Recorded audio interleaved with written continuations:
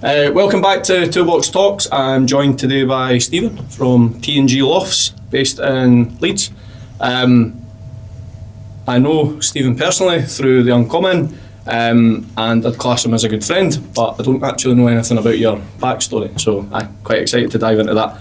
And just kind of dissect the path that's taken you from zero to how much did you do last month? How much did you do in 2025? Just over $1 million. Over $1 million? Yeah. So, yeah, excited to just dive in. How are you? All good. Thank you for having me, first and foremost. Good, mate. I'm excited for tomorrow as well. Yeah, can't wait. Together. Yeah, it's going to be good. How did you kind of meet Ty?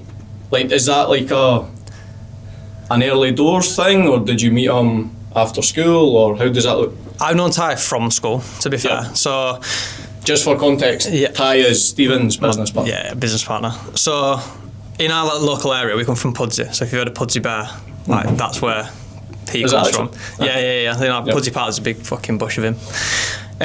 But there's like 3 schools. Yep. So, through football, other means, like the lads from each school kind of all knew each other. Yep.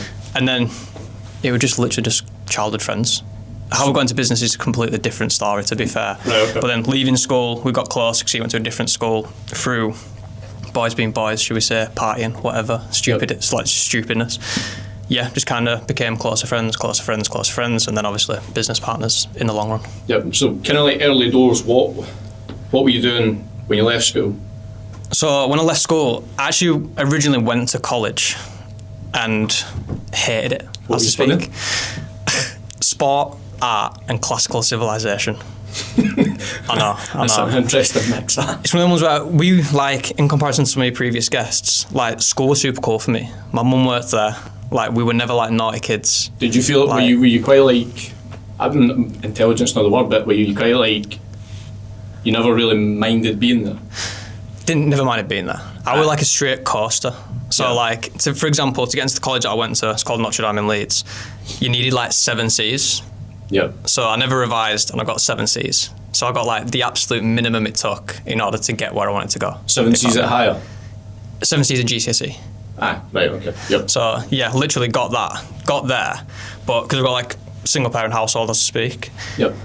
At the time, my friend's dad owns a fitted furniture company. And he will make the most out of cheap labour, if you know what I mean. Yeah. So a bunch of school kids, it's literally just pre-drilled, like on the saw, cut it. How many did they have? At most, so like 6 or 7 of them. And it's like, what, 25, 30 quid a 25, 30 quid a day. You start at 7, you finish at 5, and you've got 45-minute break throughout the day. Yep. Slave labour. But it then taught us what grafting was, if that makes sense. What age were you at this point? 16, just left school. So like the summer we left school, you get that big holiday. We just started like making money, working for him, because he gives a couple of people, Alex, our mate, that's his dad, gives all opportunities.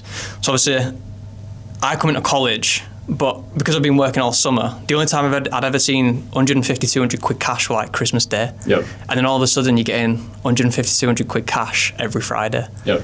Went to college, couldn't work, and I was like, I prefer the money. Yeah. I'm saying, like, then everyone started on about when you turn 17, people getting cars, whatever. Like, mum's paying their insurances, parents paying their insurances. I knew my mum wasn't gonna, because she couldn't. They're not out of any fault of her own. But I was like, I preferred the money. Yeah. So quite quickly, 6 months into college, we're like, I don't want to do this. Left, got an apprenticeship.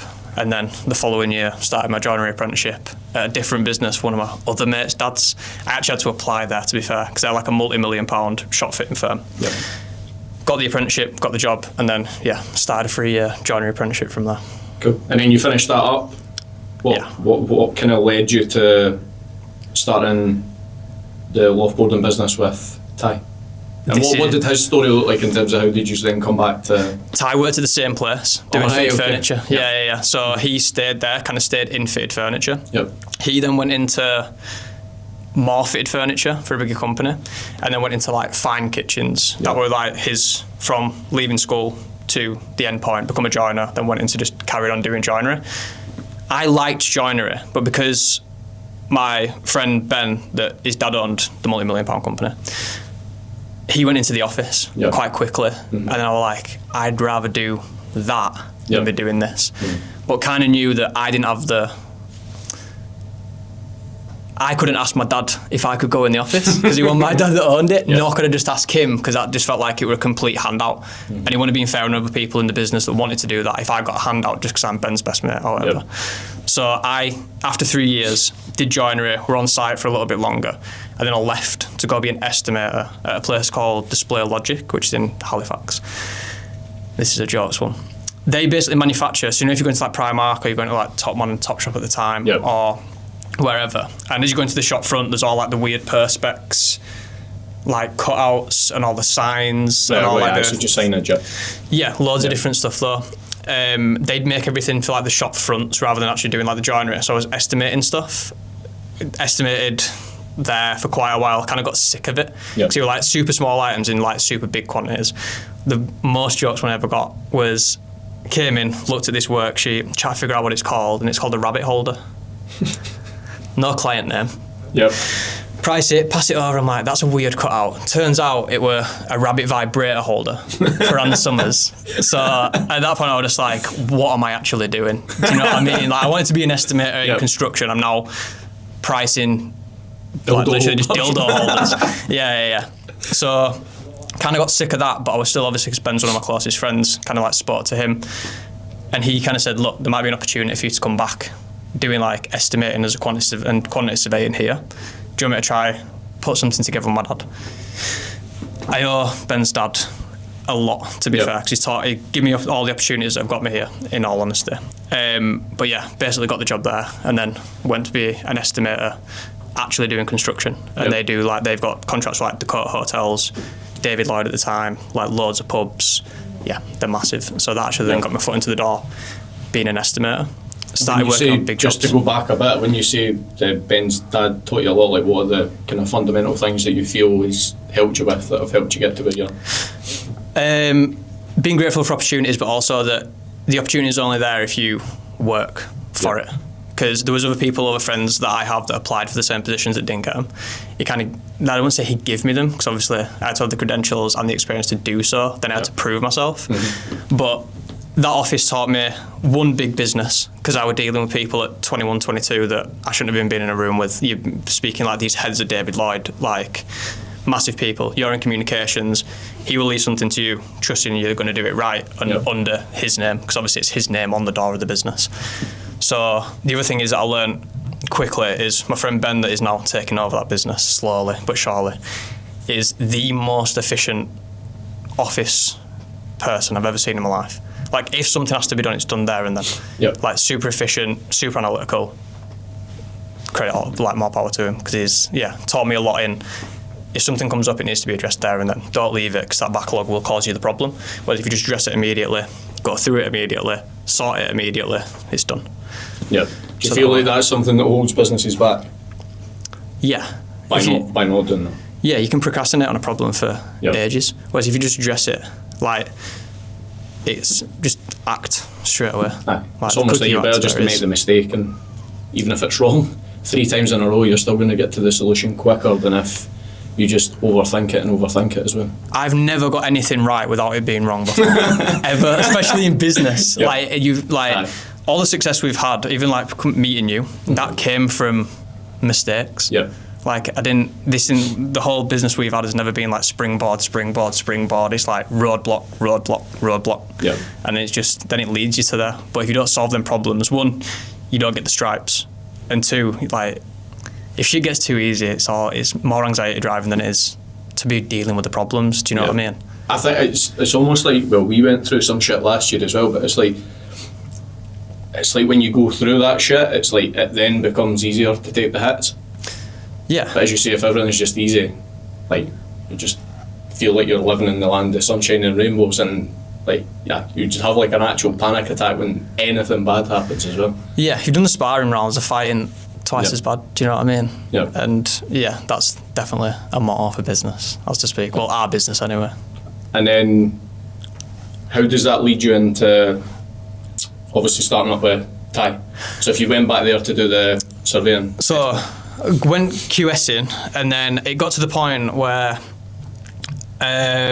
I came into some inheritance, so if a close family member died, and then I had a little bit of money sat there. Yeah. And eventually kind of sat in that office after a couple of years being like, cool, I've kind of, what I wanted prior has happened. I've kind of like succeeded in that element. I was sat in the office and I was just like, am I going to sit here for 40 to 50 grand a year plus a company car for the rest of my life? My name's not on the door. I know, like, yeah, I'd have got additional perks because I'm sure that would have come with it. What age were you at that point?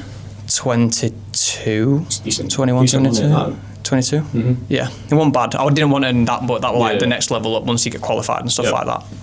But yeah, and then I was sat there, I was like, I'm potentially in a safe, stable, successful job in comparison to like where I came from and the opportunities I could have got, and in comparison to some of my friends. And I was like, am I going to sit here, like, I'm 21 now, if I sit here till I'm 70, I'm going to sit in this chair, in this room, for like 50 years. Yep.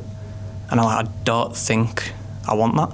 Was there a point that, because if I think about my story in terms of how I got into business, like I know the point, but is there anything you can pinpoint where it was almost like a light bulb moment where it's like, fuck this, like I'm going to go and do something for myself? That was the point. That was like the inflection point in all of it changing. And I think the fact that I had a little bit of equity behind me, to be fair, in personal funds. But I didn't know anything about business. I didn't know I wanted to be an entrepreneur. I definitely didn't know I wanted to start a loft boarding business. Do you know what I mean? Like, in comparison to being a joiner working on these big contracts, loft boarding is super shit work. Mm-hmm. So I just said, fuck it. I like doing music. I'm just going to move to London, do music, pay for a course out of my own pocket, have like a gap year, as to speak, and just see what happens from that. Because at that time, I was doing a lot of music, so I thought... When you say music as in what type of music, and give a bit of context to that? Played a little bit of piano, still do now, to be fair, still doing lessons, so I'm not that good. And then, like, music production, so like using Ableton and stuff like that to like just make beats, as you would say. Nice. And then, moved to London. That were all going well. Loving it. I'd move back to London immediately, because it's, favourite city. And then COVID hit. Yeah. So then all of a sudden I'm like, shit, I'm going to be trapped in London. I'm like 4.5 hours away from my family, 4.5 hours away from my friends. I don't know if I don't know if I can deal with this. If I don't know what it's going to go on for. Moved in with my girlfriend at the time, which is my girlfriend now, and hated that just as much. Yeah. Because then that made the relationship super toxic anyway. Because we were just like too close. She was around all her family and friends because I was in her area. Yep. And that was just like the boiling point. Ended up coming home. Obviously, this is like 18 months after leaving the original job. Start running out of money, naturally. And then got a job at one of the biggest loft boarding company in the UK. Went there I was there 10 days. Who was it? Loft. They do like tens of millions. Rivals. Hopefully. But went there, met our surveyor Ben. That's where we literally got him from. That's where I met Ben. Yep. I was his assistant. Nothing up with Ben. I love Ben to bits. He was a college qualified joiner, like he'd been in college and learned joinery. I'm a fully qualified site joiner. So I took to it like a duck to water. Do you know what I mean? Super simple. At the end of the first week, on their ad, they said you'd be finished at 2:00 every day. Like, this is super simple work. You should be finished at 2:00. Like, showing this balance in life. I was like, cool, I'll take that. Went and did a week's training, smashed the week's training, got sent home a day early. Meant to stay there for 5 days, so just after 5, like, you can do it, just leave. Following week, go on site with Ben, doing like 35, 45 square metres in a day. Yep. Which is insane. Our lads do no more than 18, and that's if it's sweet. Got to the end of the week, rang him, like the guy that I was dealing with at the time, to say, look, I'm not saying I'm overqualified, but the money that I'm getting to be an assistant, I could be a head fitter immediately. Yep. Like, what does that look like? Can I do that? I know you had a position open at the time when you were taking both these. You've offered me this one, can I have that one? Pretty much just said no. Yep. I said, cool, but just so you know, like, we're finishing at like 6:00 every night. There's way too much. Then it was 2 hours travel back because you can just travel anywhere from their base. He basically said it was because me and Ben were working inadequately. Well, inefficiently? Inefficiently, not inadequately. Inefficiently. Yeah. So basically told you your shit so that you pretty much. which my reply to, because I still had a little bit of money behind me that I didn't need to be there. So my reply on the phone there and then on site on the Friday afternoon were, listen, fuck you, fuck your job. Like, I'm not coming back on Monday. Told Ben, I'm like, sorry mate, you're going to be high and dry on Monday. Like, I'm not coming back. Left there, needed a job again, so like a little bit of period of time, and then basically applied to be an estimator and pricer for a loft conversion company. They're super local to ourselves. They're called EcoTrust. Shout them out, just because they've got like a patent for it. Basically, instead of doing like your standard conversions, like timber conversions, you get two 1.6 mil roll steel beams, and you basically just clamp your existing joists. Tech screw it, fix it all in, cut your trusses out. He's got patent for a super good system. Anyway, and basically to get habitable conversion done, to get weather tight again, like a standard conversion could take 2 or 3 weeks. To get like the structure back to weather tight, they can do it in like 3, 4, 5 working days. So charge a premium, but super good system. Basically went there, applied for the job as an estimator, got that. Originally I went in because he was looking for a loft storage surveyor. When I went in, kind of expressed my expertise, what I'd done previously, he then said, right, you're not going to do this one, you're not going to do the storage, we're going to put you straight onto the habitable conversions, you're going to fill this gap, which I was like buzzing, I'm gassed, do you know what I mean? So I started doing that.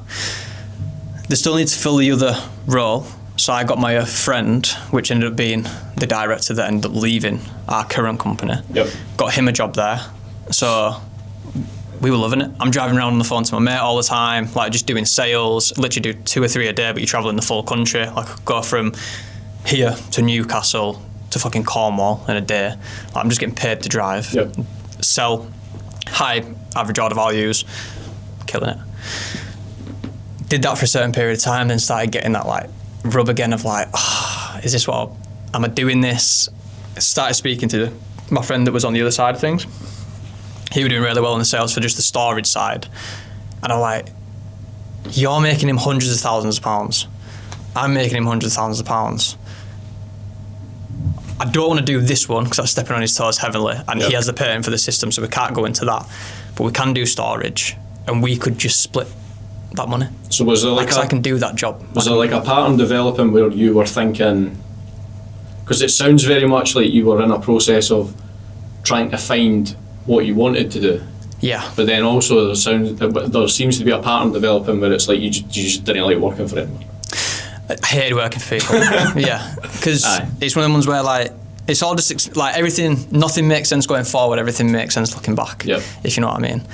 But I didn't like answering to people. I didn't like any ambiguity in like what my role was and what the progression of that role was.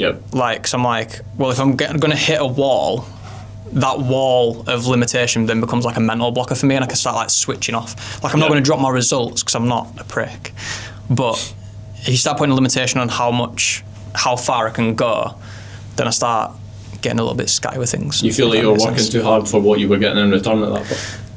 Potentially. I think I had a similar, I used to be a civil engineer, and I could remember like even I'd work like 60, 70 hours a week, like literally mate, just to impress the people that were above me. But then at some point you start to question where it's like, right, well, how do I get a promotion here? And I'm looking about and I'm like, someone needs to fucking die in here for me to make more money. And at that point it's just like, well, what else are you going to do? And as you say, it's like a mental block at that point. I think the big part of like that opportunity as well was I was seeing the back end and the back end numbers of something I could have done myself, currently do myself. So when you start seeing all these numbers and you're going into 3 figures and it's like running up these big sales figures, and I'm like, well, I'm a fully qualified joiner, and as far as joinery goes, that's fucking easy work. Which then led me to then leave that company, and that's where me and Ty like cross paths again. Because I would just how did you get back in touch with Ty in terms of, so how do you get to that point to right, me and Ty are going to start a loft boarding business? Well, originally it got to a point towards like the last month of being at EcoTrust, I'd be on the phone to my other friend at the time, and I'd just be ranting, just like, we could do this, do you know what I mean? Just that's just a bee in my bonnet about it, because I was just like super like, ambitious. This is the fucking easiest thing. This is easy money. Easy money. Do you know what I mean? Naive at the same time. Yeah. And I'm like, you're out doing 20, 25 grand a week in sales. Like, we could be doing that. Da, da, da. And obviously, just got super ramped up. At the time, he couldn't leave that job for financial reasons, whatever, like ties to home, whatever. Yeah. I could. And that's when, during that month of ranting, is when I ended up being at Ty's house. He was living with one of my other mates at the time. Going round, I started ranting, he started listening. And then as a joiner, he was also like, right. So just to be clear, how, like, in joinery terms, what do we have to do here? Started explaining it. And that's when they were like, if I'll do it with you, 100%, like, if you can replace my wage, I will leave my job. So what was he doing at that point in time? Like high-end kitchens. Yep. Like super high-end kitchens. A couple of conversions, like joinery, but like the company worked for, like just high-end, like footballers and stuff like that. Yeah. So you're in a good job. So obviously I just amped him what up were you thinking? What were you thinking at that point when you need to find the cash quickly to replace his wage? Flyers. Flyers. So yeah, it was literally like, we committed to the idea. Like I'd amped him up enough and planted the seed enough that he was like, yeah, cool, fuck it, let's do it. Yeah. Like, we're not losing anything by doing this. I've already committed to the idea because I'm leaving my job. Do you know what I mean? Yeah. Like, I'm gonna make this work. We literally sat down. My last name's Gaughan, his is Thornton. We're like, what can we make out of this? Don't want to put his names on the door because Thornton and Gaughan Lofts sounds shite. Do you know what I mean? Thornton's chocolates, my name's just a mess. So then we literally were like, on Canva, templates of a loft. First one that come up, like, cool, that looks all right. Yep. What we're going to call it? And like G&T. Like, can't call it G&T, like gin and tonic, like, can't say that. Then we were like, what about T&G? And then we were like, also a caveat, at the time, like, smoked a little bit of weed or whatever, so like slightly baked. And we were like, T&G Lofts, because we're going to use tongue and groove boards anyway. Yeah. Makes no sense. This is literally just like a slightly stoned thought of a 5-minute period. We were like, yeah, throw the dart, bullseye, go with that. Okay, that's fine. We just need to sell some. Yeah, picked the nicest colour in Canva, which is still our brand colours now, to be fair. Picked a nice colour, committed to it, and then just started going. Built a website on Squarespace for free trial on Canva, free trial on Squarespace. Did that, built a flyer, literally taking Google Images, loft boarding, and be like, fuck it, we only need to use someone else's images for the first. Do you know what I mean? Never done a loft in his lives. Like, I knew we could do it. But yeah, got some of other people's images, cut their little branding bit out the bottom, crop the image, throw it into Canva, and just started dashing flyers. Yep. I think we ordered 250 flyers. We posted all 250 flyers and got one lead. One lead. And one job, because we converted it. And it was on Ty's Street. He has been back since. He owns a supercar company called D&B. So he's nice. Yeah, we owe a lot to Dean because he was our first client. Yep. But yeah, did that first one, and then the money that we made, a couple of grand on that first one, that will like set us up then. Because then we had a little bit of money. How long ago was this? Like, when did you actually pull the trigger on it and start it? I think we've been going just shy of 4 years now. So this would be like 2022, I think. Yeah. The end of 20. Well, when we started, it was 2020. Yeah, so we started at the end of 2021. We didn't go limited till 2022. Yeah. But we were like, the end of summer 2021. Yeah. But at these points as well, like, my brother's 4 years younger than me. And I look at him and his age now and all of his mates and just think, what the fuck were we doing? Yeah. Trying to take over the business world as two 24-year-old kids. Didn't know anything. Like, had experience, but like, because you know the back end of someone else's business and you see it, but you do a specific role, don't mean that you have any clue how to run a business, didn't know anything about marketing. Knew the operations because we knew how to get the materials, turn up to site and fit them.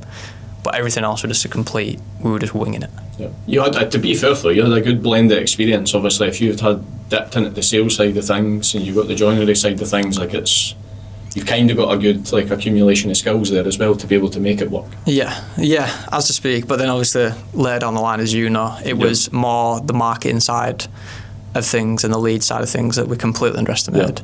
Yeah. I'm keen to kind of break this down. So I've got like 0 to 100k, got 100 to 250k, and then we kind of go like that. I'm keen to just work out like what did 0 to 100 look like? A mess. Aye. A mess. How bad? So we got the first job in, we got a little bit of capital, and immediately we just started Googling like leads, like how to get more work. And obviously the first thing that pops up are lead generation sites like My Builder, free profile, check a trade, 200 quid a month. So that's where we started. Like we didn't have any organic, we were posting just pictures of jobs every now and again. We had a stack of flyers that actually had our photos on now, so we were giving them out here where we could, putting them in hairdressers, like just like ground up stuff. Do you know what I mean? Like community groups on Facebook, just we do lofts, ring us, like just stupid shit. We started getting semi-consistent leads through Checker Trade. We were only meant to get like 20, 25 a month, but when we're like, well, if we can get 50% of them jobs, which is a decent amount of jobs, like we can take you out of we can take Ty out of this job. That happened quite quickly. Like I think from the first month of doing it, which was probably like the latter end of September, Ty left his job at like the end of January. So within that time, we were then consistently doing work.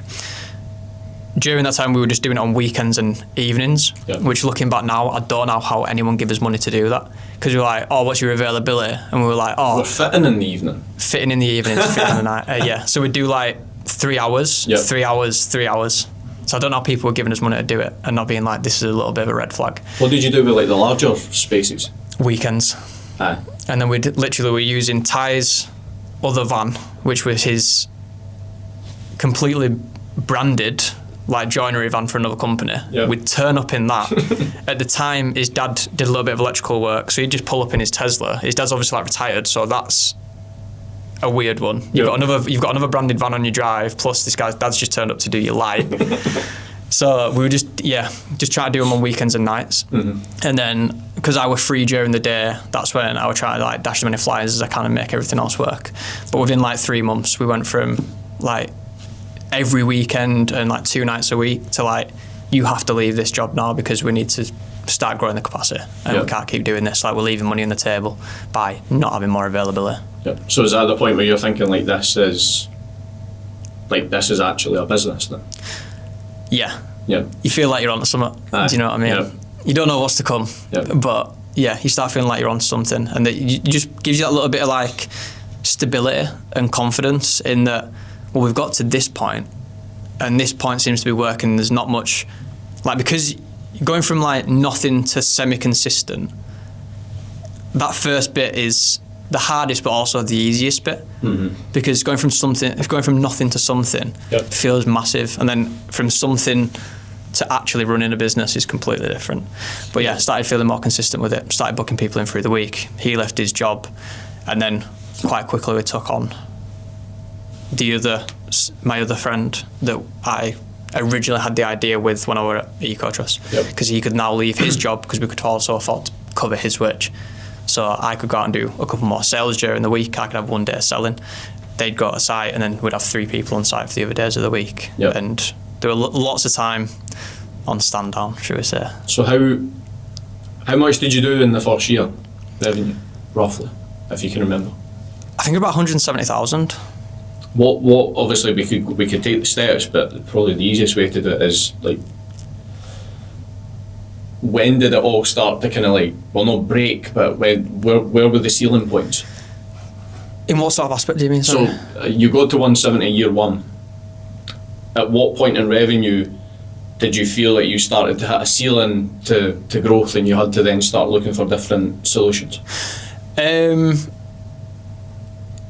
Probably not till like last year, to be fair. The first ceiling, like prior to meeting you, is probably the first ceiling that we'd hit, because there's that much room above your head. We were leaving that much room above our heads all the time. That there were never like a ceiling hit, because we hired quite quickly. Like when we first started this, I was adamant I didn't want to be the sole trader. Like I don't want to go around telling people I'm a business owner and I'm actually just a man with a van. Do you know what I mean? Like I want to own a business. I've come from that. I left site to be in a business. Like I'm not going through all my experiences, seeing all this money for other people, to then just be on site, me doing it 24/7. We made a load of mistakes. Within our first year, we had 4 members of staff, which we were all probably, me and Ty were taking about, I don't know, 1,200 quid. Like Ducky as well, the other guy, he was taking like 1,200 quid. We were really low margins. Like we're just putting all the money into trying to grow the business.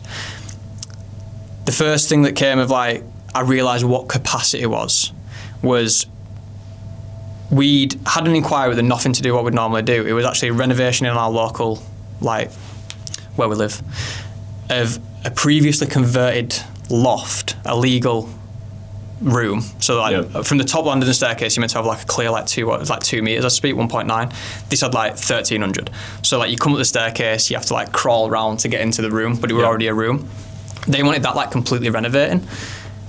We charged like, I don't know, we give them a quote 15, 16, 17 grand or whatever, and we're like buzzing. We'll have this done in 2 weeks. Yep. We didn't have it done in 2 weeks. How long did it take? Just shy of 4. We ripped the ceiling down. It was laughing plaster ceiling. Mm-hmm. We only had one layer of roll and stroll on the carpet. So when all that shit come down, it just pierced all holes in the roll and stroll. Yep. So when we lifted that roll and stroll, it just looked like a Dalmatian. So we just ruined that carpet. So we had to pay for a full brand new carpet. Like, it just cost us a fortune. Ruined the bed that were up there. Like, absolute mess. Like, super mess. But then we realised that like the loss wasn't on the job because the money that we'd spent on the job was correct. Yep. But the 2 weeks that we didn't account for in labour, the capacity that we'd lost in not being able to do jobs following that was where we lost on that month, if that makes sense. Yeah. So it was just like, one, we're never doing that again. And two, this is where we have to like start being like, we need to double down on the storage thing because you can do one every day, you get paid every day. Yep. And the capacity, then you can ramp up that capacity as opposed to chasing bigger figures and bigger job values by doing things that we shouldn't really have been doing. Yep. So do you feel like you just identified that through making mistakes, or it was a combination of what you kind of learned in the previous businesses that you were in as well? At that point, just mistakes. Like, I'd never had to deal with that amount of problem or loss within one calendar month, especially when it's coming out of your pocket. Do you know what I mean? Like, we're a very small business at that time. We've got a van that continually breaks down. Like, we weren't in the best stead, especially in that small period. Yep. And then obviously you said that you hired quickly. What were, if you can remember, what were the kind of key mistakes that you made, if any, through kind of those initial hires? The first couple were good. So we had myself, Ty, our other friend, which he was a director as well at that point. We brought him because he came from that, like, he couldn't have started with us because he had to stay. When we brought him in, we just made him a director immediately, as if like, just like a dick swinging thing, like, we're all directors, look, we own this company, We had another friend that worked for us. When things got tight, like, didn't necessarily appreciate that it's us that are going to get squeezed. There's 3 people on the door, so it's always us getting squeezed because we've got to pay the other guy. He ended up leaving. He's more of a creative than he is like that grafter. So he's super good at like his art and stuff. He left for all the right reasons. We then hired my brother, and that's when we started splitting up. But capacity wasn't like an issue in building teams from that point because we'd learned that if we do a job a day, we get paid every day. So we just focused on making that happen. And that quite quickly became 7-8 jobs a week. We need 2 teams. We took 2 teams, and then started running from there, as to speak. Yep. And then obviously, you then had to look at additional lead sources. At what point were you thinking? Obviously, you worked with an agency previously. What was the kind of trigger point to go and do that? Checkatrade are super good. We still use Checkatrade now.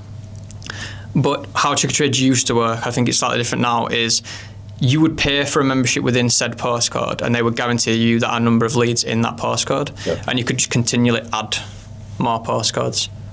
Right, okay, yeah. So we just continually be spreading and spreading and spreading to the point where at one point we covered Essex. Essex? Essex. It's as far for me to get here than it is for me to get to Essex. It's about 4 hours away from my house. How, like, operationally you handling that? Did you do any jobs then though? We went all the way to Essex for a loft ladder.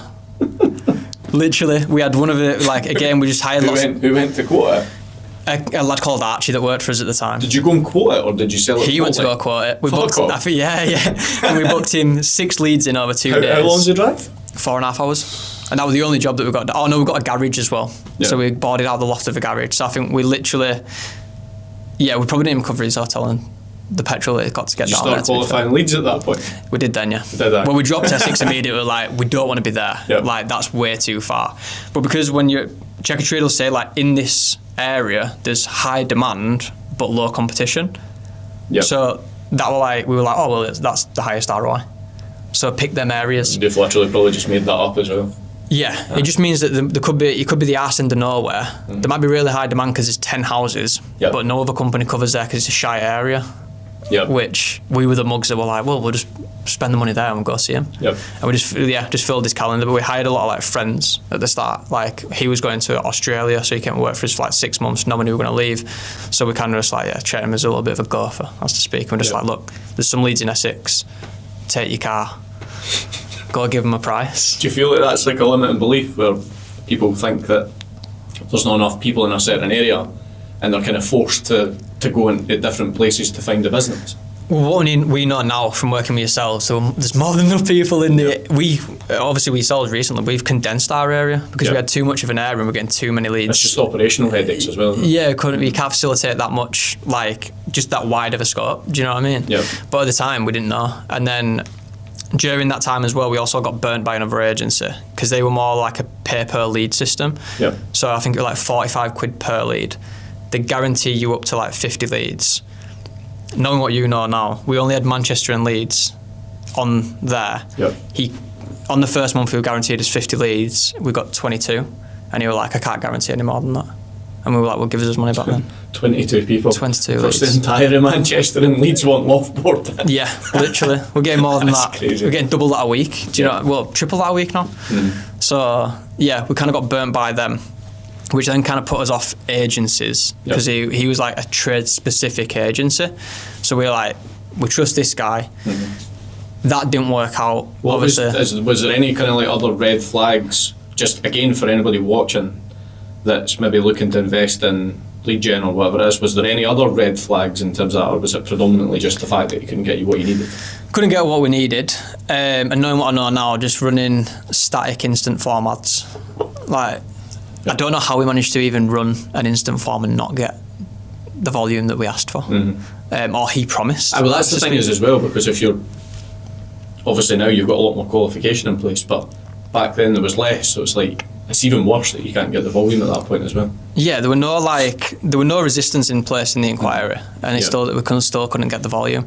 So that only lasted a month, and then that kind of put us off being like, right, I don't want to go in that because I don't want to get burnt again, invest this money in this setup cost, and then it not work out. Yep. Which is then when we went to like a bigger national company for ads. Like they give you testimonials, like they've got this big office in Manchester, like look at all these people that we've worked with. You kind of got wooed by the big names. Did they have like specific results for trade businesses? No. Was there no one you went to that also worked with other loft boarding companies? That was the guy that ran about them. Was it? Yeah. Because this is what I mean, he got us in by being like, look, I do this for this other loft boarding company, and got us in the door. We pay him this setup cost of a couple of grand. And then all of a sudden he's like, oh no, I can't, like, this is how many I expected to get you, but I can't get you that. What did he? And we'd already paid him up front for the leads that we'd been guaranteed. And if they're any above that, we pay you £45 a lead. Right, yeah. If that makes sense. Yeah. So obviously we're like, in that initial month, we're like 4 or 5 grand down. Which then, when we're trying to branch out, like, that's like a lot of money. Yeah, do you know what I mean? Yeah. Like, not to get any return on the investment. What were you doing in revenue at that point? It's probably towards the end of like the 170 year, as to speak. We're probably only doing like 20 to 25 grand a month. Like that's coming into it. A fifth do you know of what I mean? it's going out the door for marketing spend. Yeah. But obviously a fifth on just the ad spend, but also like our material costs are like 40% anyway. And then you've got to run the lads. Then we've got this van that continually breaks. Like we've just taken another team to deal with the demand. You've got checker trade on top. Like we're leaving no money. Yeah. So to pay that out, like that were a lot. Yeah. In a big hit. So that was the second one you went to. Correct me if I'm wrong. You then went to another one. No, that's all just in one. That's all just in one. We only went prior to yourselves. We only ever used one agency. Yeah. One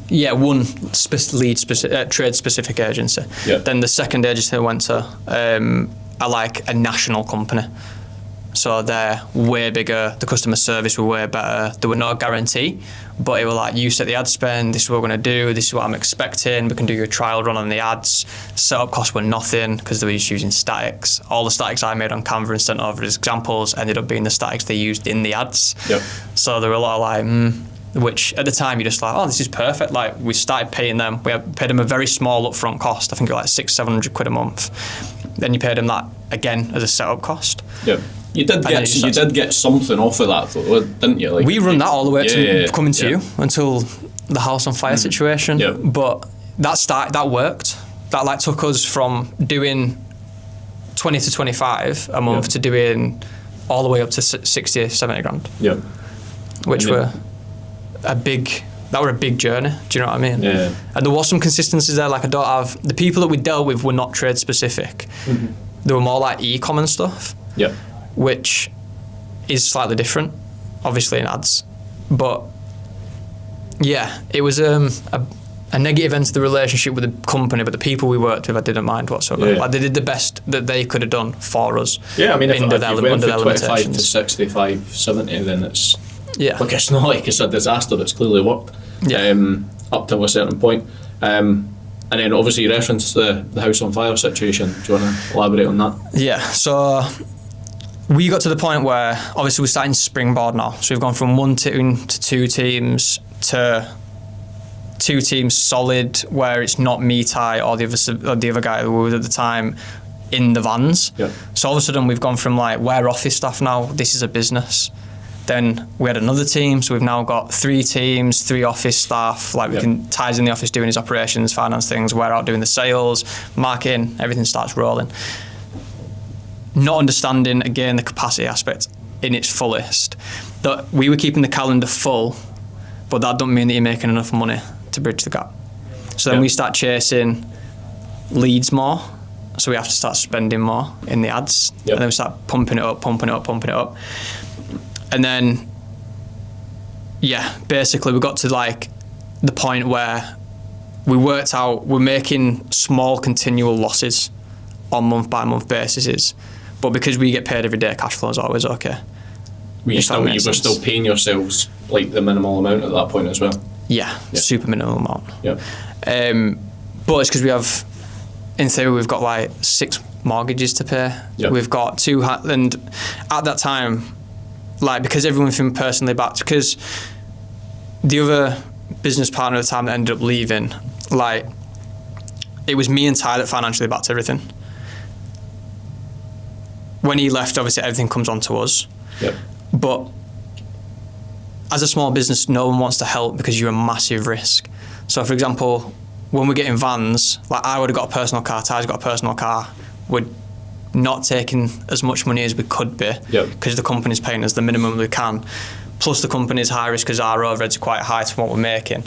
So then, like for example, the vans, we're still using them now to be fair, they're a great company, but the vans we had to get on like a year agreement, but it were like, it's not like an actual lease agreement. It is an actual lease agreement, but it's not like we could take them for 3 or 4 years and you can bring that cost down and you're just leasing the vans. Like it's just like a high price, but they'll take the risk on you. Is it only, so they will only give you it for 1 year? Yeah. Right, okay. Yeah. You get a brand new van, which we were buzzing about, but never even got to drive them. But because you're high risk, they will give you it, but you're paying for it. So they're kind of absorbing the risk and the cost of what they're charging you. Yeah. Plus there's a big upfront payment. So like everything just costs us more than it should do, if that kind of makes sense. Yep. Just because of the financial capacity of the company at the time. Over time, it got to the point where the money we were making, because the calendar became full, but we weren't looking at cost per acquisition. We weren't looking at just overall job costings. Yep. So the calendar's full. If the calendar's full, we're making money. Money's coming in every day, but we didn't have the scope to understand like if we're green or we're red at the end of the month, because continually everything gets paid. Aye, and also because you've got cash flow coming in every day, it always feels like you've got money. Yeah. Aye. And when, for example, you get a 30-day credit account with a material supplier, like if you, for example, miss a couple of grand on that payment, money's still moving. Yep. Aye. So we can still like we've got loads of credit behind us, so you can continually keep moving forward, and you don't see where these small losses start accumulating over a longer period of time. That then got to the point where we didn't really realise that was like fully happening until we got to an end of a month and then realised we were going to be like 15-20 grand short, and then we've got to take a super predatory loan.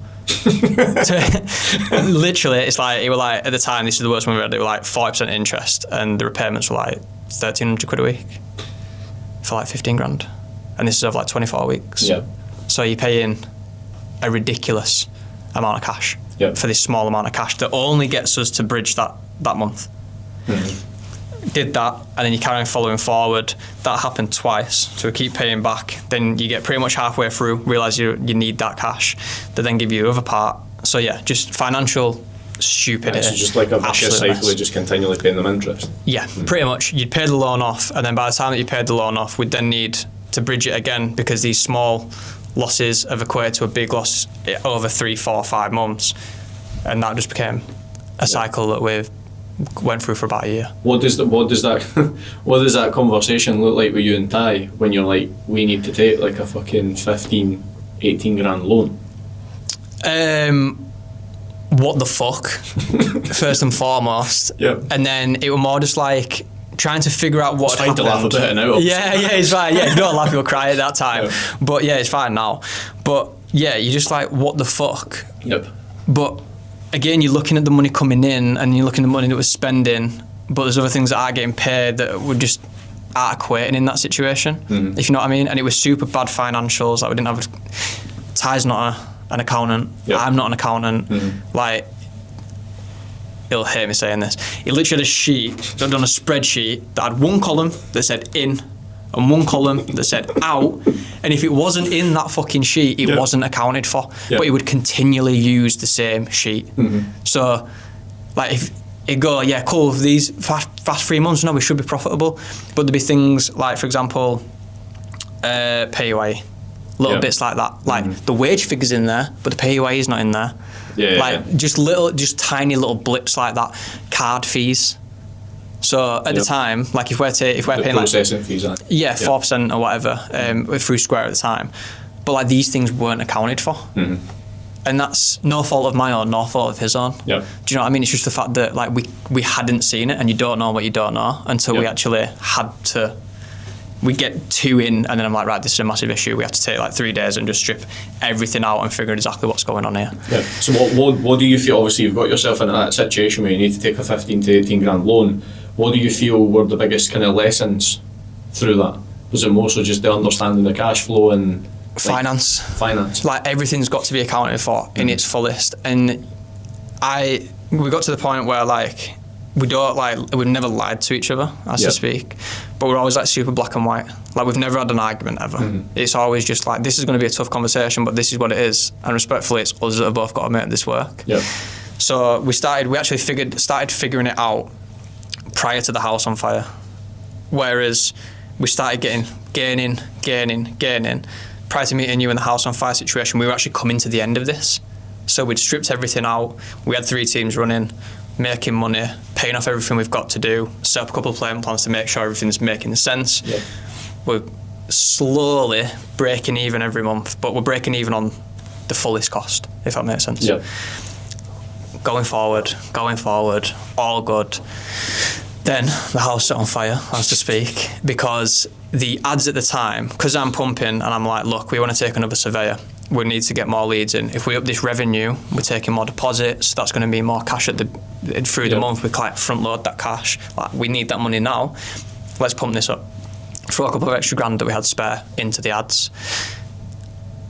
Leads start creeping up and up and up. How much were you spending at that point? Because I believe when I met you, you were spending a substantial amount on ads monthly. Yeah, I think we're like 400 quid a day. A lot more than we spend now, and we got half of what we get now. But yeah, so it starts creeping up and up and up. Cost per lead's coming down. I'm thinking winner. Unbeatable. But yeah, over like 2-3 months, over 2 months, as to speak, it was like 8-week period, and then we had the issue. Lead volume's going up, but like my survey conversion rate's going down, revenue's going down. I'm like, what the fuck? We're getting more cancellations than ever. I'm like, what the fuck? Basically, at the time, because I'd been saying more leads, rather than sending them direct to the landing page that we'd created, which wasn't good but helped, started doing instant forms, and then allocated like the majority of the spend to the instant form. So how? Because that was the highest return. Just to give context to that for anyone listening, when you say you switched to instant forms, was that through you going to the agency and saying we need more leads? Yeah. And then she's like, look, we can improve this cost per lead. And obviously I'm just Flattered. Because the leads are going up. She's doing exactly what I'm asking her to do. Yeah. I didn't understand anything to do with the quality of the lead. Yeah. And I wasn't like monitoring that at that time. So I was like confused. I'm just like, what? Am I losing my mojo? Like, is it the other sales guy? Like, what the fuck's going on here? Mm-hmm. And then once we started stripping everything out, we started looking at the quality of lead just plummeting. Like, we're getting more wasters than ever. How did you identify that? Obviously, because you're looking in all these other areas, like why we're not selling enough. How did you then pinpoint it as a lead quality? In Monday, which is the old CRM we used to use before Go High Level / Lead Grafter, we used to have like a traffic light system. Yep. So if it were booked, it was green. If it was in conversation, it was amber. If it was dead, you'd have a reason next to it, but it'd be red. Yep. We just went back, all the way back through. And for example... Just one by one? So you do it on the calls. Right, okay. So if someone doesn't answer the amber, call 1, and then you have an automated text next to it, trigger that, it send them a text, and you try to book these calls. Once you got to the 5th text or call, you were a dead lead. Yep. That went from 60% booking rate on leads coming in pre the instant forms, because obviously I have all these data of I know where the money's being spent, because every month she gives me like a sheet that shows me everything. Yep. If that makes sense. Then in the 1 month that the instant form started, we went from a 60 to 65% booking rate to a 50% booking rate. Yep. And the following month it went to 6%. 6%. We spent $8,500 on leads and got a 6%. How many appointments did you get for your $8,500? 9 or 12. Something, it's around that figure. But yeah, bonkers. Fuck all. Yeah. And then how does that? That's how when does the the house conversation then look when you go to the agency and you're like, well, this is a problem? I won't show you the emails, but very, very aggressive.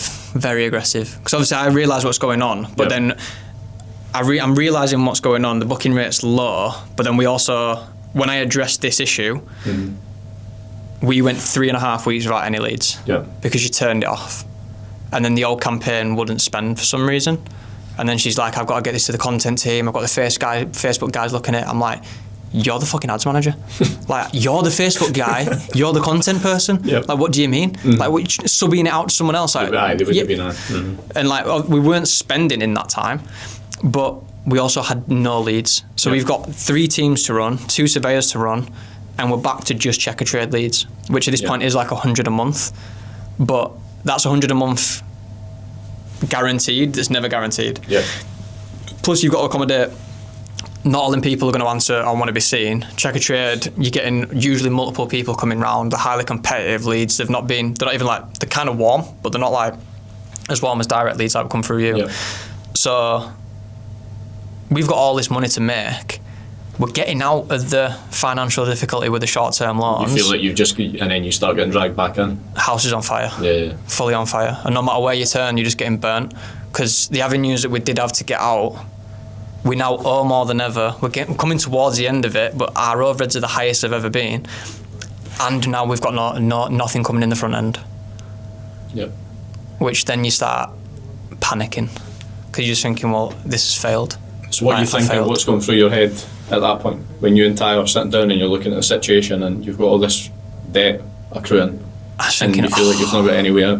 My mum's gonna fucking kill me. Yeah, just just embarrassed to start thinking that it's gonna be a fail. Do you know what I mean? You're gonna have to like tell your friends that you're a failure, like, and you just start thinking like that. It's just like a little depressive stage. Do you know what I mean?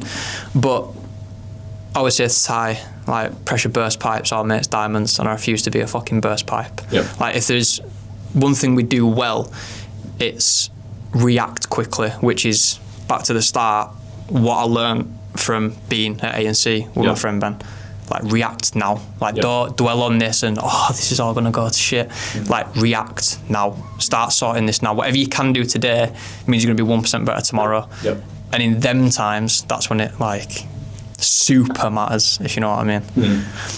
So then, obviously, what came before meeting myself and then working with We Scale Trades, how did you find the Uncommon? And what kind of like triggered the point where you're like, I kind of need to start surrounding myself with, well, not better people, but like more like-minded people? This is a funny story. So yeah, just go like bridge this gap fully. The house is on fire. We're literally texting people from when we first started the business, like, Yep. hi, do you still need your loft boarding?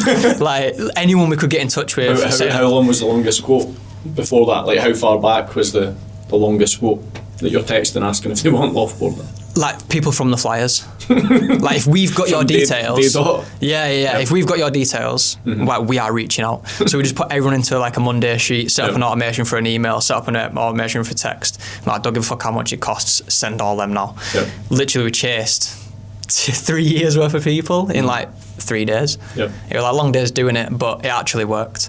Offering anyone 25% discounts, 30% discounts. Anyone we see, we're like, have you got a quote? They'd go, yeah, and go, cool, don't care about the price, we'll beat it by 100 quid. Yep. Like, as long as we can make enough money to pay the lads and get the materials, we can figure all this out. Yep. At the same time, because I'm struggling in this, like, struggling with the situation, there's only Ty that I can really speak to about it because he understands the pressure. At this point, like, the other business partner's completely left through other things. So, like, there's only really me and Ty that can bounce these off. Other people don't understand the struggles and the pressure. Nor do you want to come across... Especially not the 18 grand debt that's piling up on you as well. Yeah, continual, just bridging over, do you know what I mean? So you can never get out of that. We get to the end of it. Because this is happening, we had to read that up again. Yep. So now, like, the house is on fire and we're just back at the start of the debt cycle. So, yeah, not a good place. But then obviously you can't reach out to your friends. Yep. Because I'm like, well, to my friends, I'm like this entrepreneur that, like, I'm always in good spirits. Like, yeah, I can't tell you my struggles and these financial things. You don't get it, and I don't want people to think less of me, Yep. if you know what I mean. So that's like an ego thing as well. pride, yeah. Pride and ego. I wouldn't say that I'm very, like, egotistical in that, like, I push it forward. Like, I don't have a Rolex or anything like that. I'm not, like, materialistic, like but... I kind of trying to avoid the shame more than... Yeah, it's a shameful seem to be this situation. thing. Yeah. Especially when, like, you always get your friends out that's like, oh, doing well. I've got 3 teens. You never tell them it's shit either. You never tell them it's shit. Nah. They don't know the struggles, you know what I mean? It's not their struggle. And the other thing is that you can bounce, that I found out, is you can, if you do open up and bounce it off someone, that person doesn't necessarily understand, like, your struggle and their struggle are two completely different things. If Actually, there's no point in telling that, like, again, it's like if anyone that's not in business that asks you that question, is it going well? You just go, say yeah. Because, like, you're not going to tell them it's going shit, because if you do, they just stare at you like that. They just don't understand. And then if you start spitting these numbers out, there we are, there's this and this, and all of a sudden I've got this to pay, and his overheads are now as high as 70 grand, and they're just thinking, fucking hell, start looking at you like a fucking lunatic. Yeah. Like, they're just like, oh, that's fucking more than my mortgage. Do you know what I mean? Yeah. Or whatever. And you're just like, it's just not worth the effort. Yeah. But I found the uncommon because we're going through all that, and then started trying. Obviously, during this period, I've been educating myself as much as humanly possible to find whatever I can do. How are you doing that? Just like hormone stuff, like listening to as many podcasts, reading books, buying courses from other trade coaches, as to speak, which was a bad investment, but bad but good. And then it was Young and Lazy when I originally found it. Yeah, before they rebranded it. Yeah, I'd actually inquired before the Christmas, so I joined May, June. Around, I think that's just prior to meeting you. I took a call with you, didn't I? Yeah. You were the first. John was on the phone. He said, "I've got this guy, and he's got a loft boarding company. I need you to phone him." I need you to phone him. I was like, "Make sure he gets it sold." Yeah. And that's when, you were the first person I actually spoke to from Pa, Jack, and John. Yep. Before I met Lawrence, Connor, all of them. I spoke to you. But we were wine out at the time, and then, because we were going through everything, things were tight, like, cool, I'm going to park that there. And then it got to the point where I just kind of knew I was going through the lonely chapter, as Hormone says. And, like, I was like, I need advice from people that one can trust, but I just need to, like, I need to decompress this, if you know what I mean. Yeah, which I didn't come in and just have to be fair, on the first retreat that we met on the way home with John, that was pretty much a therapy session. I just like, just spitting bare shit. But yeah, and then came across that, spoke to Jack, kind of got on, parked it, and then, because we're in the biggest deficit I've ever been, I just, for some reason, felt like it had to be done then, if that makes sense. I was like, fuck it, just join, see what happens. Like, it can't get any worse in my life right now. But the catalyst to that call was I was actually at my friends. They were doing whatever, smoking, whatever, and I'm coming in from this big day. I've just done all this stuff, and and we're speaking, and come one of my long-term friends that I've known for years falls quiet. There's just me and him in the room, and I have everything kind of asked.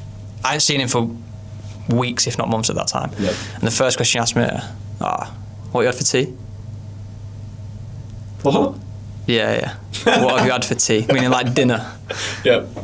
And I was just like, nah, get me the fuck out of here. Literally, like that was just like I was just like, I don't connect anymore. Right. So do you know what I mean? went into that room and you're kind of like itching to speak about like problems you've got, and not even necessarily not just like deload and go for like a therapy session with someone, but just like, do you know, like just a bit of banter with the lads. Do you know what I mean? Substance, yeah, substance, and there were none of it. And then when I got asked what I was here, I was just like, right, fuck this, I'm out of here. So I just went home. So you joined the Uncommon because then joined the Uncommon for your team. Yeah. And that was like the catalyst. And then obviously spoke to Jack, got in touch with John, spoke to John, spoke to you, and then as soon as I spoke to you, I'm like, I need to be in here. Yep. Obviously Ty was hesitant during the time, because we were like, we've got to pay double here if we both join. Like, you go first. If John's watching, by the way, I need some commission for this. Definitely. But and then joined from there. Was kind of hesitant. Spoke to John. He sent me the dose effect off of our first call, which was super nice, because I was like, that was kind of what I needed at the time. Mm-hmm. Spoke to Lawrence, everything got on board, and obviously we met at the retreat. I spoke to you prior, and then. What were you thinking? What were you thinking at the retreat when we were up at Loch Lomond?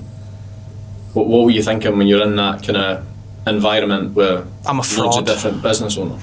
I'm a massive fraud. Why are you thinking that? Just because of the situation you were in? Because none of you know what's going on in my business. And obviously you're coming into the Uncommon and it's like, and Jack's like, what does your business make? And like, you'd be perfect for this group. Like, and I didn't want to just join the normal program, so I joined like the private program, because I'd like wanted to like actually meet the people, and felt like a complete fraud, because so you got the eye, because essentially you got in on the revenue number.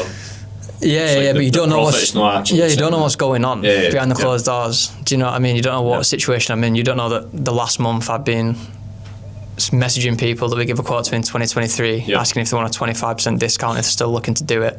Like, and we were obviously making it work. And then obviously when we did the hot seat, that's when I proposed the thing of like the pressure of like, if I move this marketing thing across to yourselves, what does that look like on me? Because if at that point, it probably makes more sense with you being there now, I was like, if this fails, I'm letting all these people down. There's all these mortgages to pay.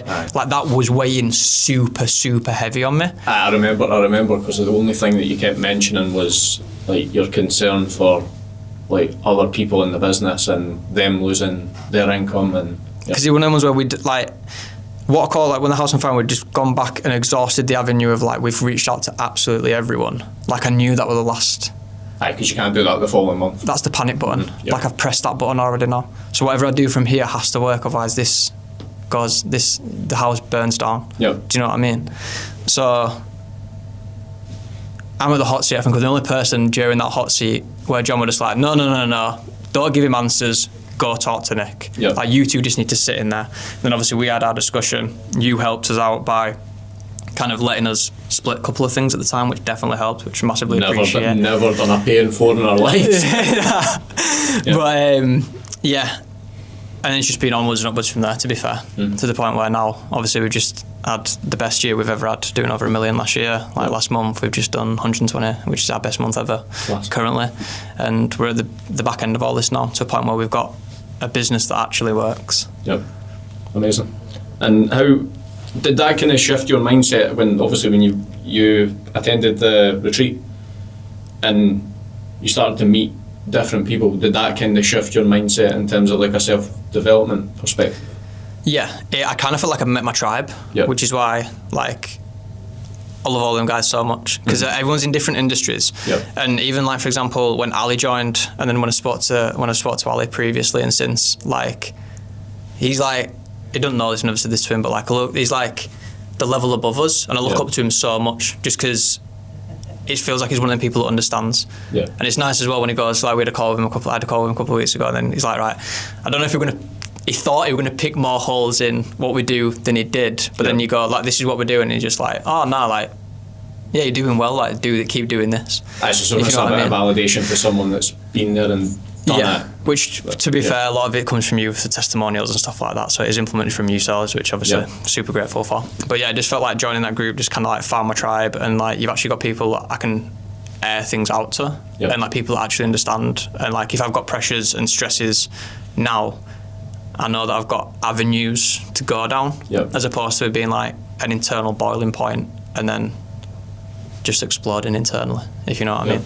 So do you feel like obviously joining the Uncommon and starting to surround yourself with different people, that was like almost like a launch pad for you? Joining the Uncommon changed my life in the truest sense of the word, because ever since then it's just like mental clarity, like the brotherhood that comes behind meeting all them people, yourselves. Like, had I not joined them, I wouldn't have met you. Which then means all this stuff that we've done now wouldn't have happened. So like joining the Uncommon and meeting yourselves obviously as well, like genuinely changed like the entirety of my life.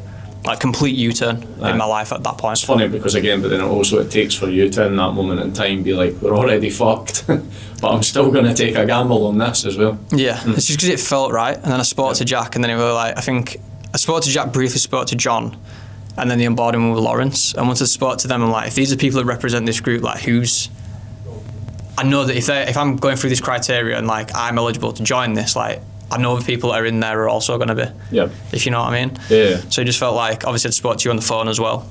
So one of them ones where, I owe a lot to yourself and all the boys at the Uncommon. Definitely. I think as well as obviously they having a vetting process in place, I think this is important as well, because it's something that, because obviously we've got the mastermind tomorrow, we're very conscious now of who we bring in to partner with. On the basis that if we're going to get people in a room, they kind of need to be able to exchange some form of value as well, which I think is important from a perspective of if you're going to go into a situation where you want to network with people or you want to learn from people. There's good and there's bad ways to do it. Like, if it's not, the word regulated is not the right word, but if people aren't kind of qualified, you potentially just get in a room and then it becomes a pitch fest instead of people actually trying to exchange value with each other. Yeah, definitely. And like especially in your last one, so for example, since your last one, I now work with Jack Taylor as well, which is, you were one of the guest speakers there.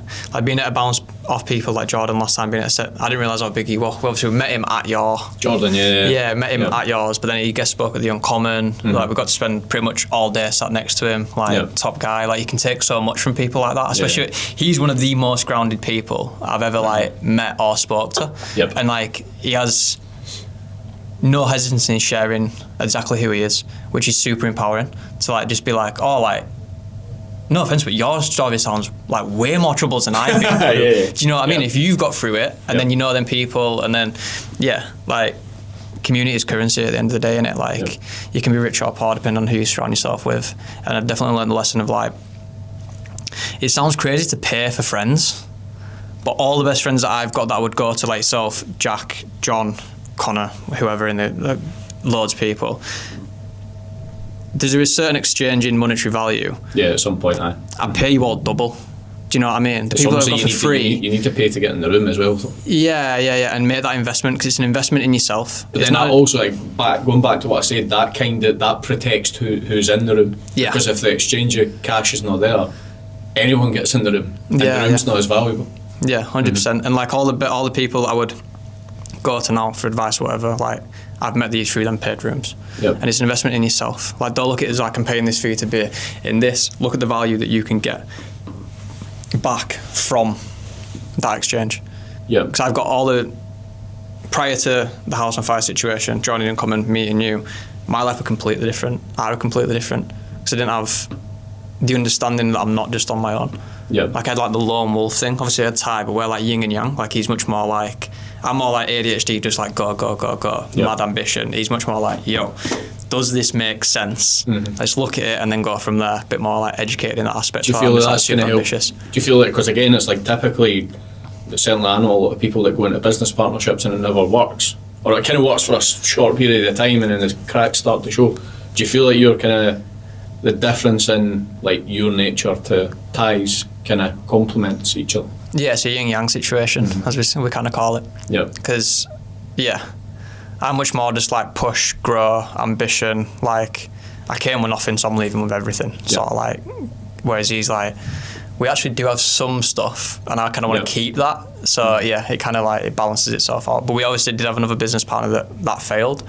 So I am super privy that like I know what that looks like as well, if that kind of makes sense. Yeah, and then if you could like give any like trades guys out there advice on the importance of surrounding yourself with people if you want to build a trade business over 7 figures, what would you kind of say? Everyone's got problems, so don't be scared to pay for solutions. Yep. Pay professionals yourselves, and it's a lonely journey, but it's also a fulfilling journey. Yep. That you are going to go through the lonely chapter, and it's okay. Like, it's a painful stage to go through, but the other side is so much brighter than where you currently are. Yep. And you have to change. Like on the line, like Greenough, for example, we said this Greenough prior. That like if you being on site and being a business owner, two completely different things. Just because you can do the job on site don't mean you can do the business. And that transition is a transition, and it's not just like swapping jobs. Like it's completely reforming who you are. Yep. And set your bar high for yourself, because you're going to get there. If you've got enough ambition, you've got enough drive, you're going to get there. But definitely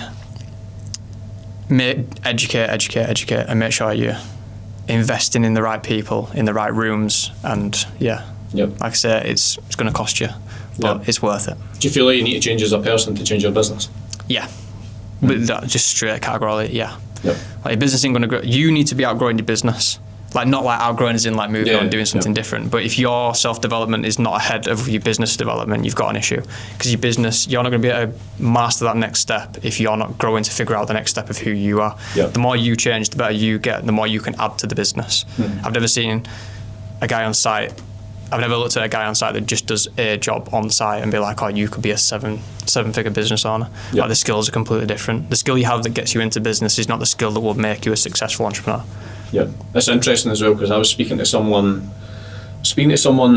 last week. He owns a exterior cleaning business. I'm not sure exactly how much he makes, but he has a really good handle on like numbers, and he like truly understands. Like he is a businessman. Yeah. And I think as well, you can run into a lot of situations where you could have a trades business that's making loads of revenue, but then it's like, is it making profit?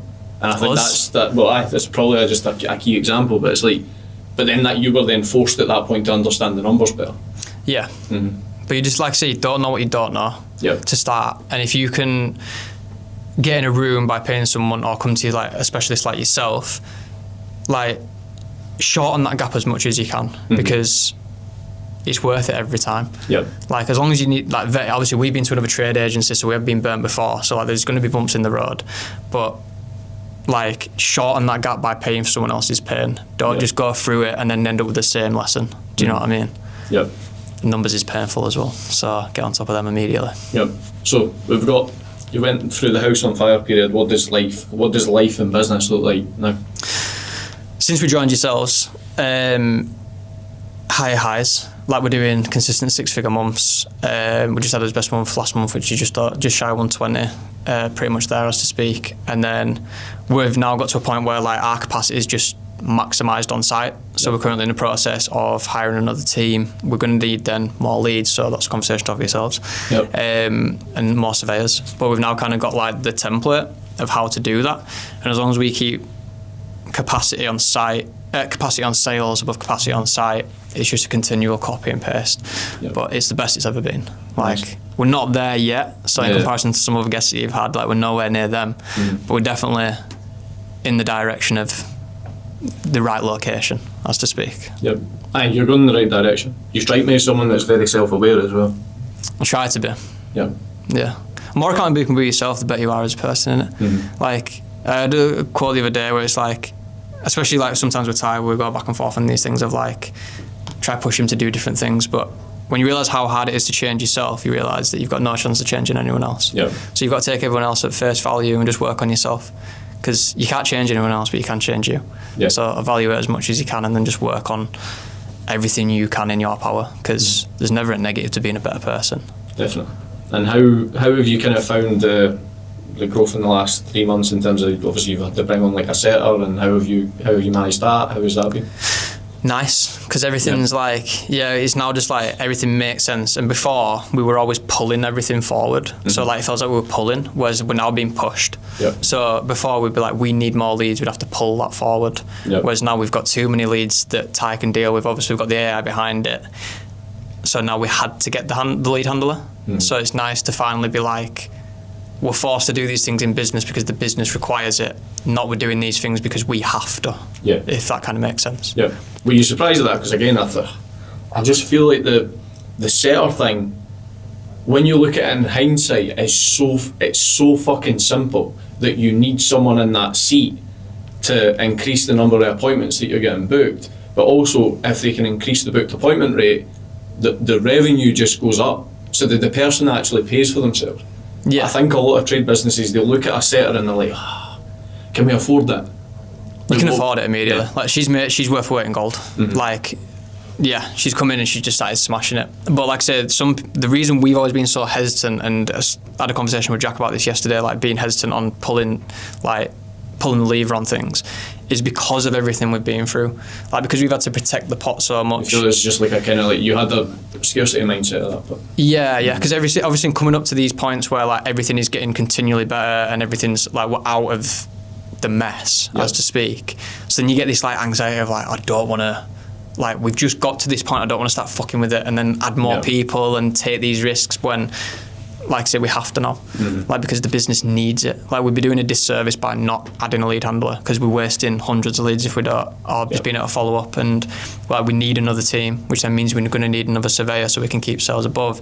Like, these are like needs now, not like we're not forcing anything. But if you're in that position, like, adding staff, as long as you vet them and you do your onboarding correctly, like especially a lead handler, if you're in a high volume business like we are, get a lead handler. So what does that look like? Because obviously you say onboard them correctly. What do you mean? Just make sure that the person is correct for the role. Don't just, for example, like we put an ad out and stuff like that, and then we came through. She's a lead handler, which she's a woman, just before, it could have been a man, could have been whatever, but they are a lead handler. If you call them unexpectedly and they are not polite, informative, and know how to hold a conversation on the phone with you reaching out to ask some questions about their CV, they're not the correct lead handler. Like, immediately they are going to be on the phone all day. If you get a bad vibe immediately from that first phone call, I would just dismissing people immediately. And then you just got to make sure your interview process is correct. Like, do they have the right experience? Like, go through your CV, make sure they're not just bouncing throughout jobs, temp to temp to temp to temp every 6 months. And yeah, just make sure that you're putting the right people in the right seats, as opposed to just getting anyone that fits the bill that you can get the quickest and then just dropping them in, and then you realise that seat's a mess. And did you learn, obviously you're working with Jack, I know a bit about what Jack does, I work with Jack myself. Like, did you learn anything from Jack in terms of how to bring the person into the business properly and make sure that they're kind of like geared up for success? Yeah, I followed his full 369. Yeah. So like when she came in, everything were already set up. Like, we did give her some stuff because we use Apple for everything, whereas she was like, I prefer Windows. So we were like, cool, okay, well, there's your laptop, but you can sign in with your phone, make it personal and stuff. So there's some stuff that we kind of deviated. But even just like making sure that taking all the anxiety out of that first day, like know who she's going to be reporting to, what the first day is going to look like, what she can wear, what she can't wear, like, yeah, the 369 process, if no one's heard of it, like, get that. Jack, I don't know if Jack's got it on for free or anything, but it's, definitely helped. And it just sets expectations, and then she knows exactly what this company looks like and what they're expected, which is massively helpful. And the AO map as well for specific seats was also why we dwindled down that we needed a lead handler. It gives people clarity on what is expected of them as well. And also like just like a point for conversation. So when you sit them down after 30 days, it's like, cool, we'd agreed that you'd achieve this. So again, it just gives it a bit of context as to how you can, because I think Jack says it was like 30% of hires leave within 90 days or something in most businesses. It's something like that, yeah. Can't remember the exact stats off the top of the sheet, the thingy, but yeah, it's something like that. It's a crazy number. But like I say, every other job comes back to expectation setting as well. Every other job I've ever been to, I've never known what the first day is going to look like, let alone the first week. And then they set expectations, but even when it's like sales roles, it's just like, cool, this is what you're selling. You're going to go with this sales guy for 2 weeks, just so you know he's fixed in his old ways. Like, he's not going to teach you anything. It's just like, watch this. Then you walk in, and then you're just like, this is how you measure. I'm like, okay, but I'm selling. Like, I'm here just, do you know what I mean? I'm here to also convert it into money, not just get the measurements. Whereas, if you can onboard them and they're completely aware of what's expected, like what the process is. There's also like, here's all your SOPs that you can follow. Like, just clearing all that ambiguity of the role and the expectations sets people up for success. And she's been with us for around a month now, and she's smashed all expectations. Class. And is there anything that you feel you've had to sacrifice personally to get to this point? A lot of money, a lot of like personal income. Good question. A relationship, probably some friendships, because I couldn't be around certain people at a certain point just because it was like a disconnect. Like I say, a lot of personal income just to make sure that the money's in the business, not in my pocket. Probably a little bit of pride as well. I think when I first became a business owner, a bit more like I said before, like egotistical, not materialistic, but a bit more like, because we went from zero to like a couple of $100,000 within 12 months. So a bit more like, I could take over the world. So yeah, they're probably. You feel that's a bit of like uninformed optimism at that point as well. A major amount of uninformed optimism. Yeah. Like I say, you think you can run the world and then you don't realise what you're doing. And like I say, you don't know what you don't know. So it's one of them ones where until you hit that complete stop of a roadblock, you've then got to reevaluate and realise that there's so much that you've got to work on yourself and the business for. And like I say it again, you just don't know what you don't know until you find out. And if you could kind of go back to the first year, what are 3 pieces of kind of key advice that you give yourself to get to the point that you're at now quicker? Understand your cost per acquisition. Understand the quality of the lead. And don't rush. What do you mean by that? We pushed everything as much as we could, as soon as we could, because I was like, we're not sole traders, we're business owners, get in the office as much as you can. And that were at the detriment of the things I just said. So, like, I wouldn't say like good things come to those who wait, but you can never be over-prepared. If that makes sense. Like, take time, like, make sure that every move that you're making makes sense and isn't just a good ADHD decision at the time. Feels good. Because don't like add it to your ego. Because we, like I say, not materially egotistical, but there were definitely some things that it would have been wiser not to do at the detriment of the business. But it looked better and sounded better at the time, if that makes sense. And in terms of like your outlook on success, what does it look like now compared to what it looked like maybe in year one? For me, success has always been stability. Like, I just want to be able to provide for like my mum and just provide for like the family that I'll eventually hopefully have.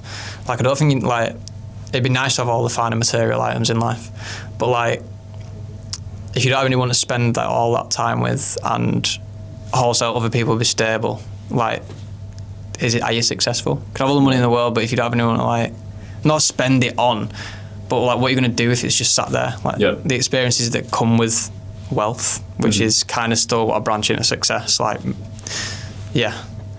success is just stability, like stable business, stable income, and if that's a 9-5 for some people, that's successful for some people. If you want to do more, like we want to do more, then that's success to me anyway. And just finally, to round things off, what's the best piece of advice you've ever heard? I'm going to be stumped here. What's going to I'm trying to think of like the best piece of advice. I can cut it, mate. Don't you worry. Yeah, cool. I need that. I'm trying to think.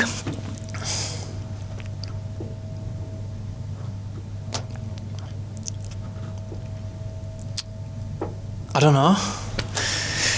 I'd probably say the best piece of advice is you're only important to yourself. It's probably the one I'd say. Yep.